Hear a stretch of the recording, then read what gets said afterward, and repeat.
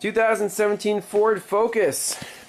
The owner replaced the transmission in his garage, got a used unit, and he said he put in a brand new clutch. So over the weekend he got it done, and now he says it starts but doesn't hold the idle, it just stalls out.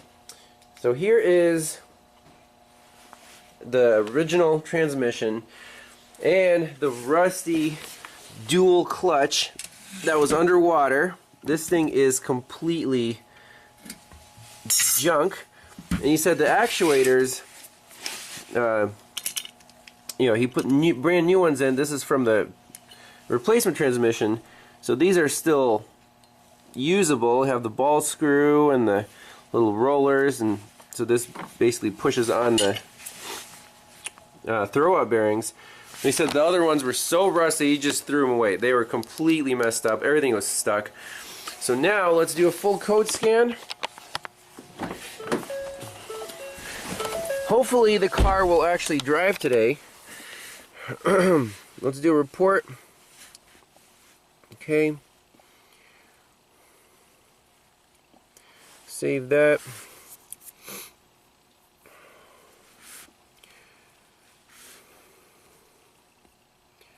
Okay, we have ABS, couple problems there. Front left, front right wheel speed sensor. Maybe he didn't plug those in.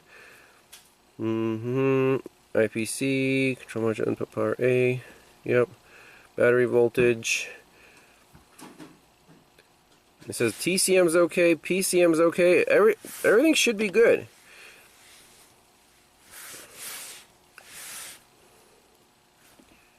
So let's clear out the DTCs just to have a fresh start. And we'll try to start it, see what happens. He says if you push the gas, it'll keep running, so the key off, key on. Blah. Okay. And we'll start it, press the gas a little bit.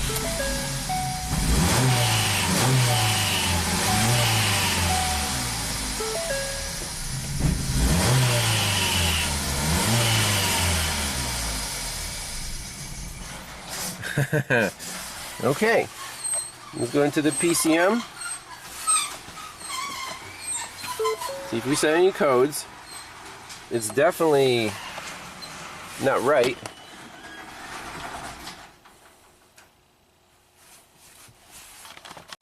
Okay, so no DTCs here.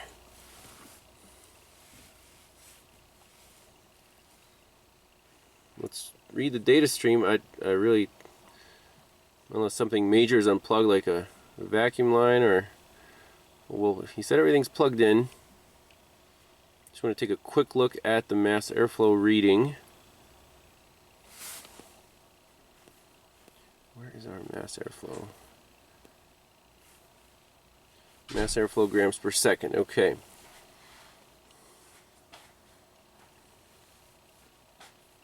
So we're 60 degrees. Okay, mass airflow 0 grams per second.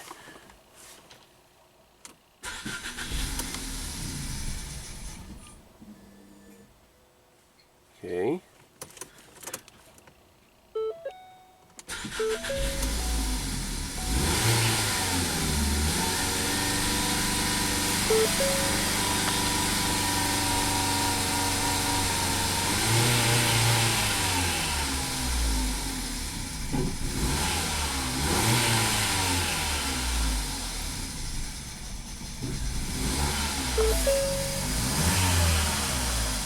Something's very weird. It's like backfiring and then blah. Let's try again.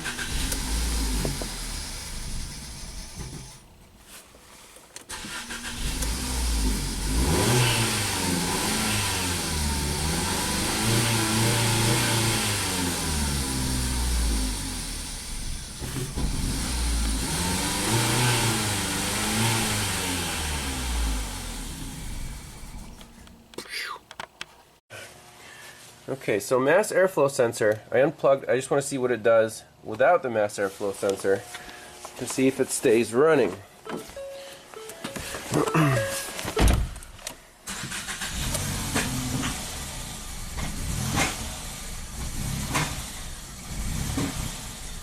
So kind of, I'm not touching the gas pedal.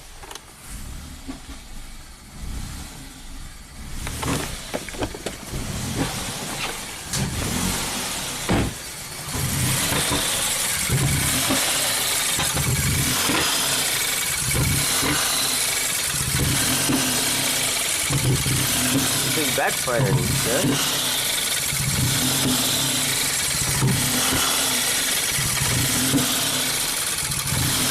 We'll see. So that helped. We got some codes. It's definitely not happy. No. We removed the air pipe, disconnected the mass airflow sensor, start it one more time, and we'll see that it's backfiring into the intake manifold. Oh.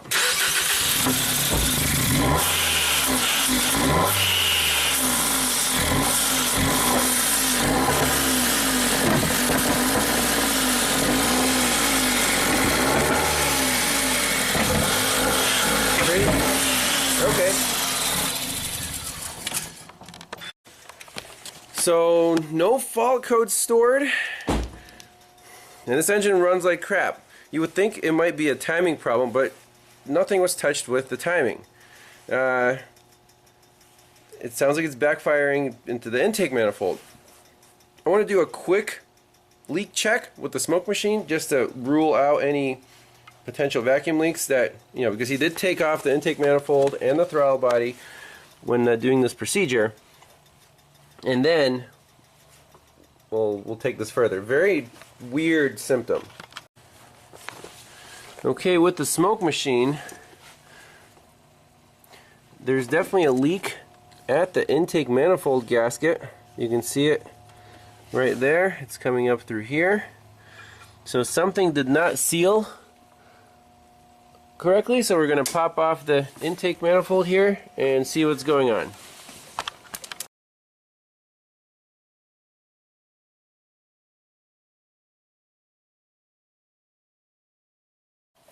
Alright, well, in TCM, let's do the clutch system test just to see if all the stuff works.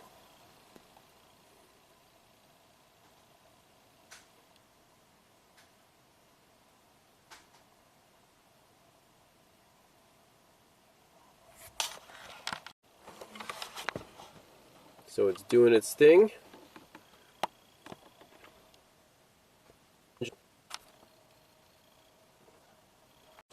Alright, good news. Test succeeded, function completed. Set to the off position.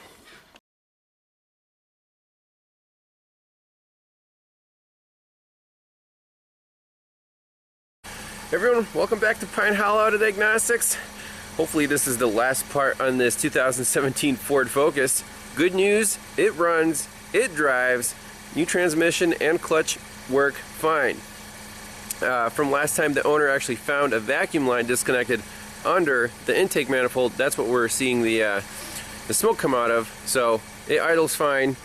Well, now he says, well, he's getting the car ready for a resale, and the radio doesn't work. So he wanted me to diagnose that. So this system is the sync system, and as you can see, the display doesn't work. None of the buttons work. He said he put in a CD and it ate it and it doesn't spit it out. So we got to figure out the system. Now, did a full code scan here. We have a lot of modules that are offline and a lot of red modules. Now, looking at some wiring diagrams for this audio system, this is the information bus. So this accessory protocol interface module APIM with sync Gen 1 bottom center of dash. As you can see, the high-speed CAN lines come in here, and then there's an iCAN, which is the two-wire CAN network for all the audio stuff. So we have audio control module center of dash. That's, I think, this thing with the CD player. We have front control interface module center of dash. That's all the buttons. Then we have a front control display interface module with Sync Gen 1. That's the display. And see, that's Gen 3. Instrument panel, and that's with Sony. We don't have that. So this is a separate ICANN bus, and it actually goes to our DLC connector. These two wires, pin 1 and 8. Now, as you can see, the APIM, that's the main sync module, that's the gateway from the high-speed CAN to the audio ICANN, that's offline. Our FCDIM, the display module, that's offline. FCIM, oh man, I forgot what all these acronyms mean. Front control interface module, that's offline. And then the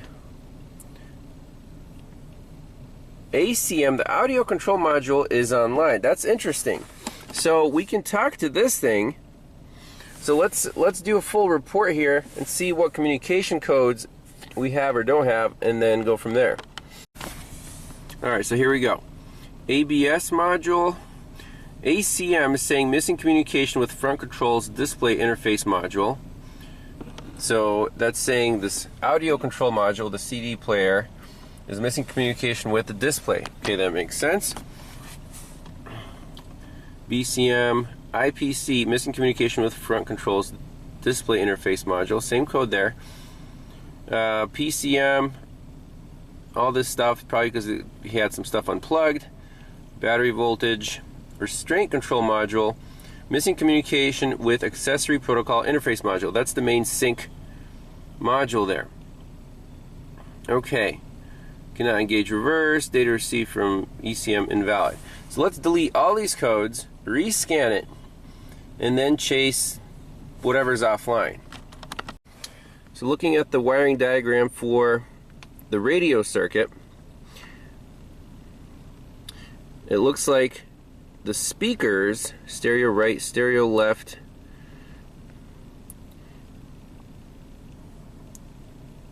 come from,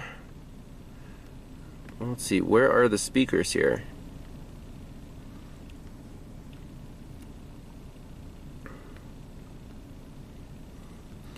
So this is our accessory protocol interface module, APIM, bottom center of dash. That's on the high-speed CAN, and the ICANN, that's the gateway. So there's a little microphone there. Talks to GPS, talks to, I think, the backup cam. Audio input jack. Okay. Stereo right, stereo left. Those go off the page 3 through 7. 3 through 7 here, and go to our audio control module. So I believe this thing then powers the speakers or whatever. So out of all these modules, the only one that is online is the ACM. So, and we can't talk to the display, we can't talk to the buttons, and we can't talk to the sync module.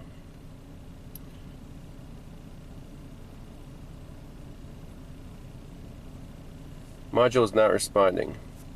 Okay. So basically, we can either go after this control display interface. We can see we have a power there. Powers and grounds. And then for accessory protocol interface module, we also have a power here. So fuse 67, 7.5 amp.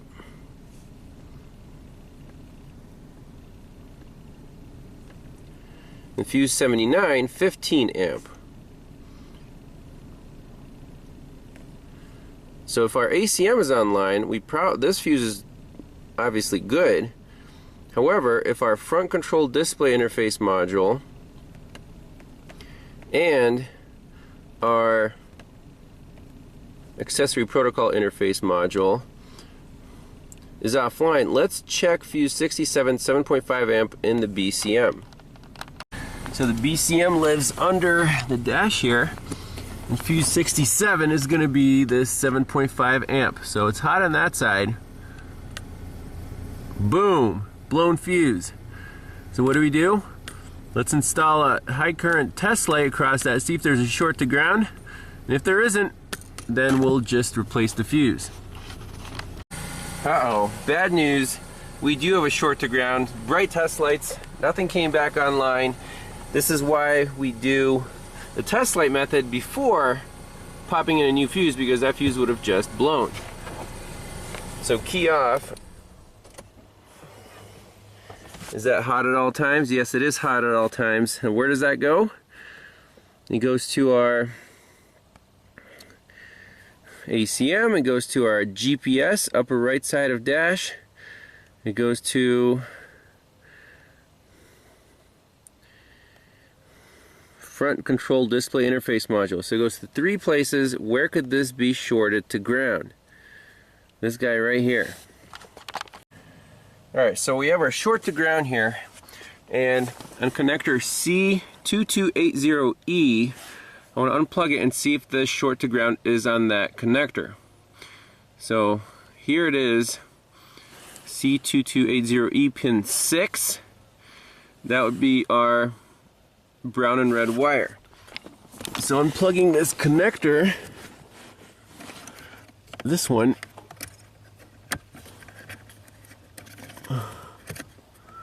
there's not that one. That one right there. Boom, our test lights go out. So now we know that the short to ground is not in the BCM, it's somewhere in that tree. Alright, so we have our short to ground. The next connector in line is C237 pin 15. It's a brown and red wire. And C237 is right here next to the restraint control module. Now keep in mind, all this stuff was underwater. So I think I see the brown and red wire right there, so I'm gonna unplug this connector and see if our test lights go out.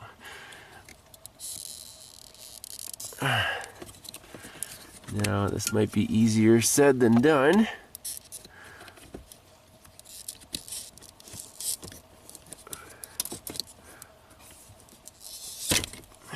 Okay, our test lights went out. So the short to ground must be, oh man, oh there's some green crusties there. Green crusties everywhere.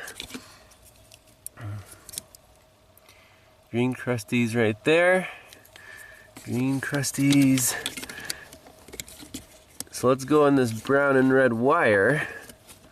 Let's find pin 15 and put a test light on there. See if the short to ground is further downstream. Alright, so I got this control panel off. This is our APIM, the sync module. Let's see what happens to our test lights when I just unplug this connector. Oh, I think we got lucky here. Hey look, our screen is back. Reading CD. Let's start the car. I guess we have to be in park.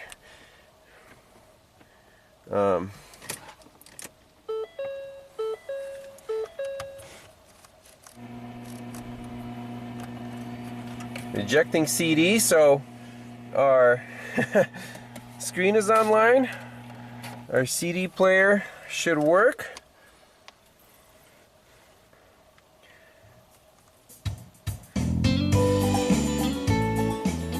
Sweet. So this thing is dead in the water, right? The owner, he's an old school Russian guy. He said he found this CD in the glove box, and he put it in. He said it was Russian. So apparently the people who brought this to the auction were Russian guys, and he bought it. So maybe the next guy who buys it will be a Russian guy. But man, this car, seeing all the connectors and the green crusties everywhere, I would not touch this thing with a 10-foot pole. So I think we're just about done here.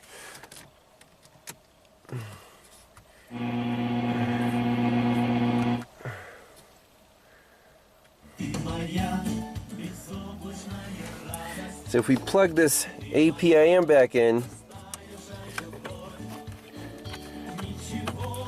it'll probably short it out. Boom. Screen is off. But hey, the radio just quit. So this needs to be unplugged. It's shorted out. So you can see through the test lights, it's a very low current. This whole thing was underwater. See, there's dirt everywhere. So last thing I want to check is make sure the pins aren't shorted out in this connector. And you take that apart and maybe pop this module off. See what's going on there. Well, I think we found our short to ground here. Holy crap. Water intrusion problems, huh?